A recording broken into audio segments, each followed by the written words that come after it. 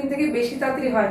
সেখান থেকে যখনই তুমি রোদ বাইরে বেরোচ্ছ, সানট্যানটা বেশি এফেক্ট করে অয়েলি স্কিনে, একদম চ্যাপচ্যাপে ব্যাপারটা অয়েলি লাগবে, স্পট পড়ে যাবে, পিম্পলস হয়ে যাবে। ওকে বাবা আসতে দেবো না, তার জন্য আগে থেকে কন্ট্রোল করে নিতে হবে। অয়েলি স্কিনের জন্য কিট নিয়ে বসতে হবে, যে তোমার প্রফেশনে আছে তার কাছে গিয়ে ভালোভাবে ফেসিয়াল ম্যাসাজটা নাও, ট্রিটমেন্টটা করো, দেন ক্লায়েন্টকে আবার সাজেস্ট করো বাড়িতে যাতে এইভাবে করে। বা একটা ফেস ওয়াশ বলো, একটা স্কাবার বলো, টোনার বলো বা সানস্ক্রিন বলো, সে যাতে সেই কোম্পানিরই ডেইলি ইউজেরটা ইউজ করে সেটাও সাজেস্ট করে দাও। তার সাথে তোমার কাজটা আরো বেটার হবে, মাসে একবার করে তো আসবেই ক্লায়েন্ট তোমার কাছে, তার সাথে বাড়িতে যদি ইউজ করে কাজটা কার বেটার হবে? তোমার। আর তোমার স্কিনটা কার ভালো থাকবে? ক্লায়েন্টের। তাতে হ্যাপি কে হবে? ক্লায়েন্ট। তাহলে সেই ক্ষেত্রে তুমিও তো হ্যাপি হবে, সেই ক্ষেত্রে ক্লায়েন্ট হ্যাপি মানে হেলদি একটা হেয়ার, হেলদি একটা স্কিন নিয়ে ক্লায়েন্ট যদি হ্যাপি থাকে তাহলে আমিও তো হ্যাপি থাকবো, ঠিক আছে? সেটাই দরকার। নেক্সট, কম্বিনেশন স্কিন মানে দুটো মিক্স।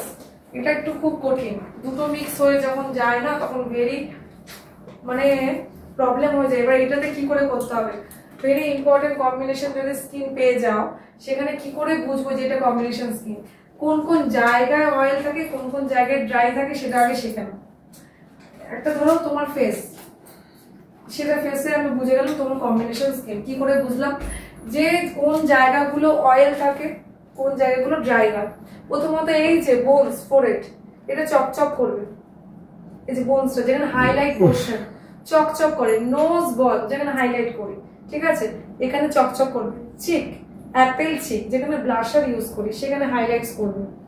চিন এখানে হাইলাইটস করবে। আর বাদ বাকি যে এরিয়াটা আছে পুরো একদম পুরো ড্রাইনেস, যেটা টেনে টেনে ধরবে, যেখানে চোখের পাশে লাইন, ফোরহেডের এখানটা মিডিলের লাইন্স, ঠিক আছে, নোজের পাশে মানে পাশে যে লাইন্স, স্মাইল লাইনের যে লাইন্স, সেই লাইন্স গুলো টেনে টেনে ধরবে, লাইন্স দেখাও যাবে, নিজের ভিতর থেকে ফিলও করবে। আর বাদ বাকি যে এরিয়া গুলো বললাম, নোজ বল, চিন, চিক বা ফোরহেড বোন, সেগুলোতে একদম অয়েলি চকচক দেখাও যাবে, অয়েলটাও দেখতে পাচ্ছ হাইলাইট পোর্শন গুলোতে। বাদ বাকিটা পুরো ড্রাইনেস, ওই জায়গাটা অয়েল। আর তাহলে ড্রাই আর অয়েল মিলিয়ে কি হলো? কম্বিনেশন। চোখে দেখেই বুঝে যাবে।